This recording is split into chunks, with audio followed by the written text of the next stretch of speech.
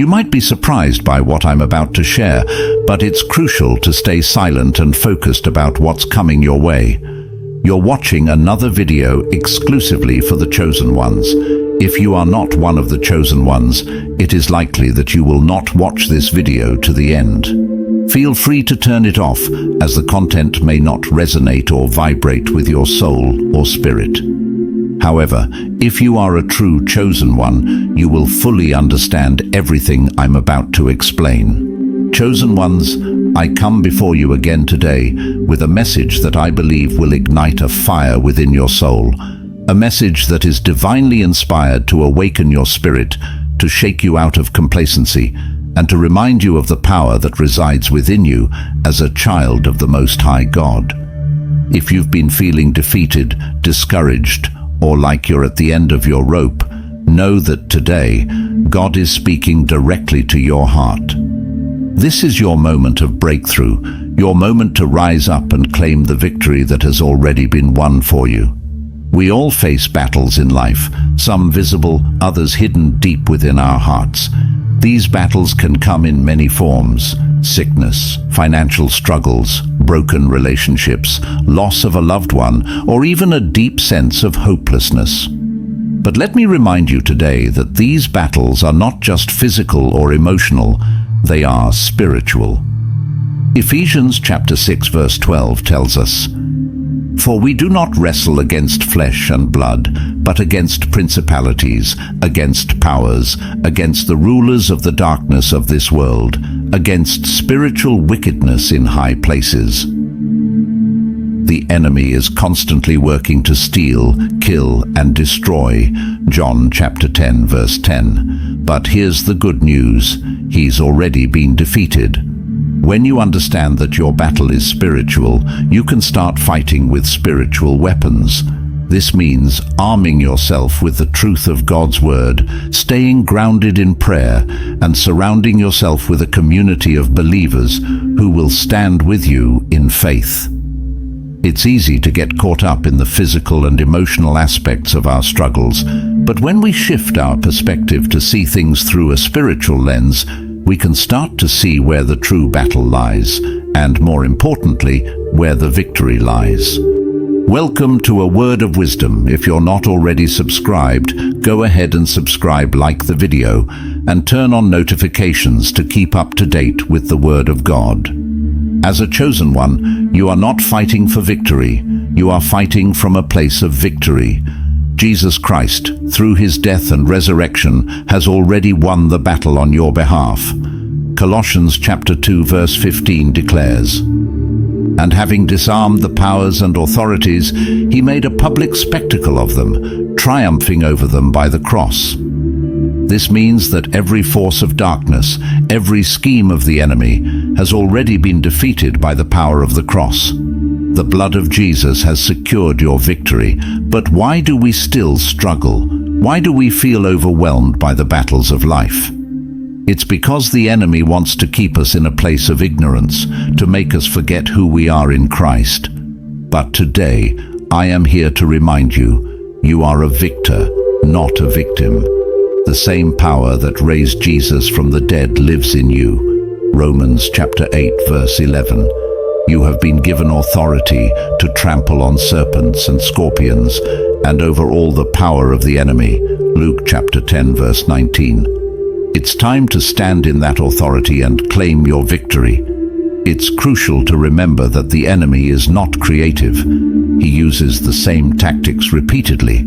His primary weapon is deception, making you doubt your identity and the victory you already have in Christ. But today, I urge you to stand firm in the truth of God's word. Recognize that the battle is already won, and your job is to enforce that victory in your life. When the enemy whispers lies into your ear, respond with the truth of God's word. When fear tries to paralyze you, move forward in faith, knowing that the victory is already yours. Now, let's look at the power of faith. Faith is the key that unlocks the victory that God has already secured for you. Hebrews chapter 11 verse 1 tells us, "Now faith is the substance of things hoped for, the evidence of things not seen." Faith is not just believing that God can do something, it's believing that he has already done it. When Jesus was on the cross, his final words were, "It is finished." John chapter 19, verse 30. The work of salvation, the work of victory, was completed in that moment. All you have to do is believe and receive. But here's the challenge. Faith is not passive. It requires action. James chapter 2, verse 17 tells us, "Faith by itself, if it does not have works, is dead." This means that you need to step out in faith, to act as though the victory is already yours, even if you can't see it yet. Just like Joshua and the Israelites had to march around the walls of Jericho before they fell, Joshua chapter 6, you may need to take steps of faith, even when the outcome is not yet visible. God honors that kind of faith, and it's that kind of faith that brings down walls and brings about victory. Remember, faith is not just about believing in what God can do, but about aligning your actions with that belief. It's easy to say that you trust God, but true faith is demonstrated through your actions.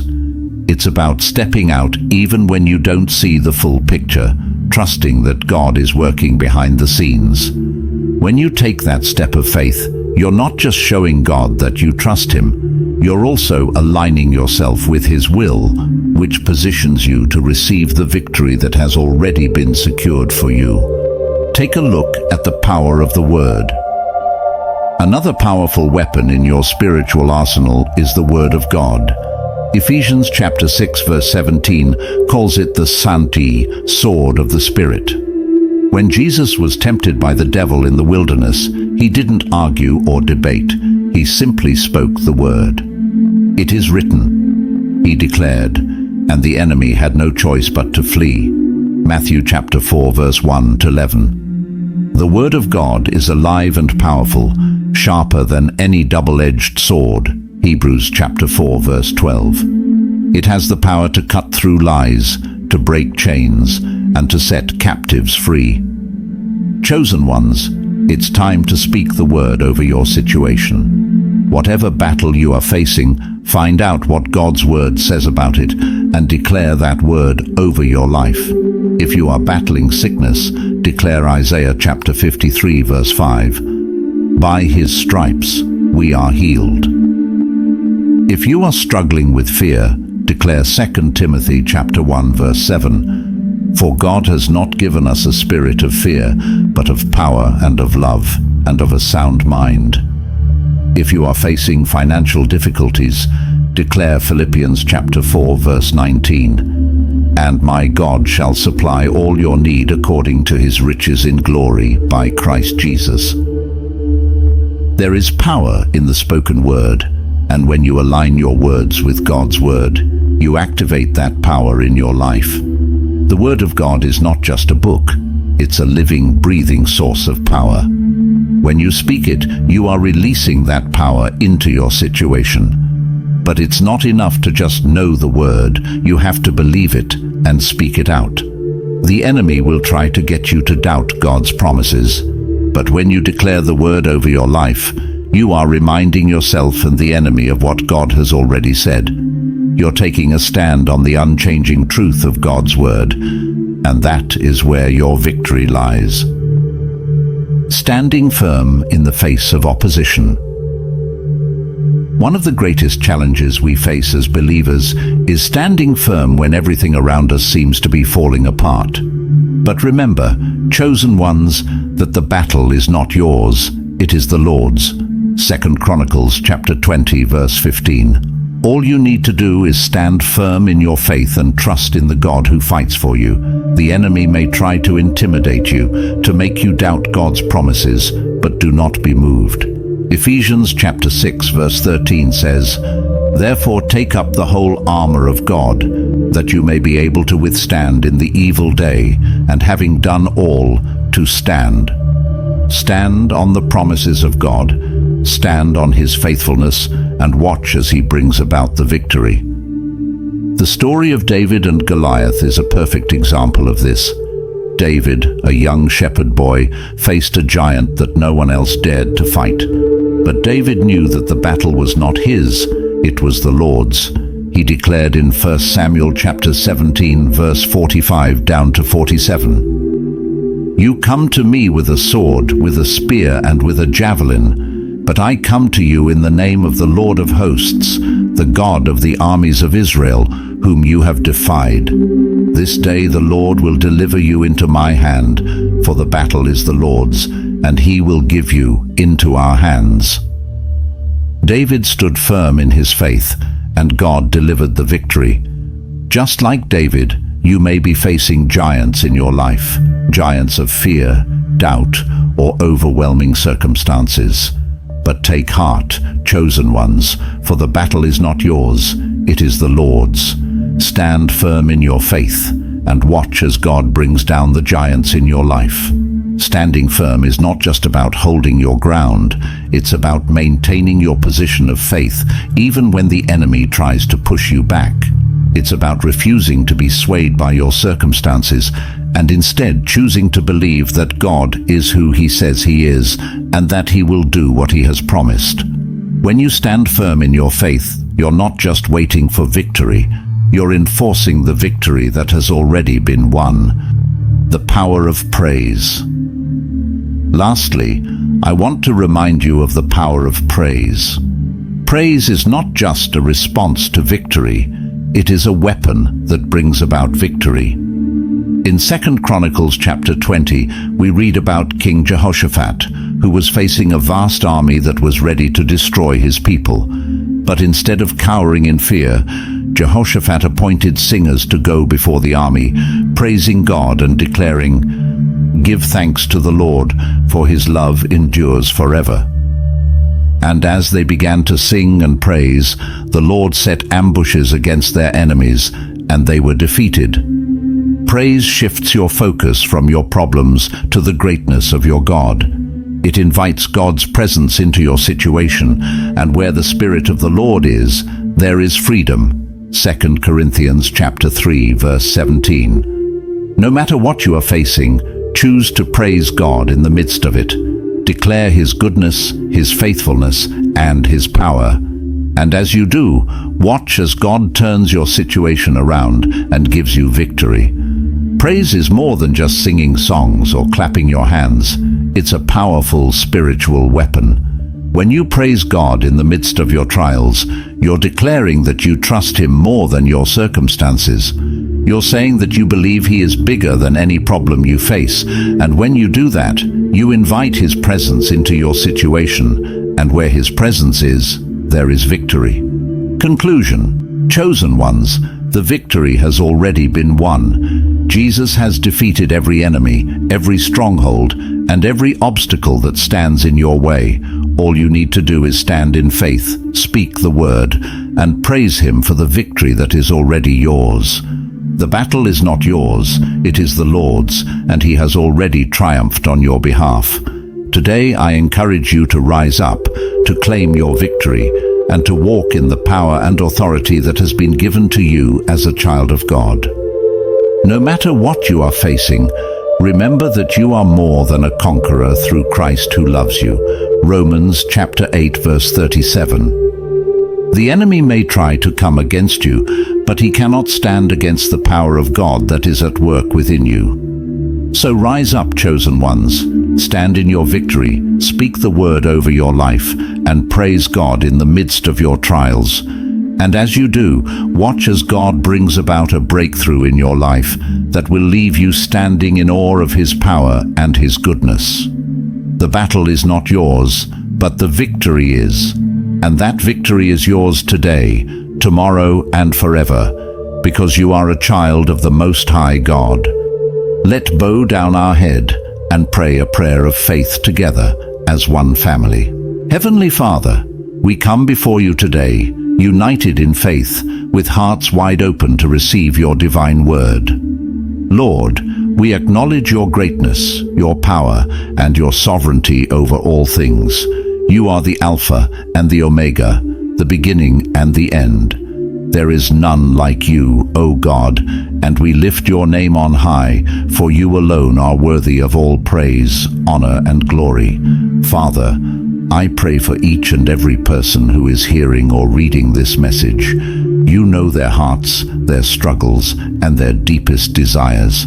I ask, in the mighty name of Jesus, that you would touch them right now, ignite a fire within their souls that cannot be extinguished.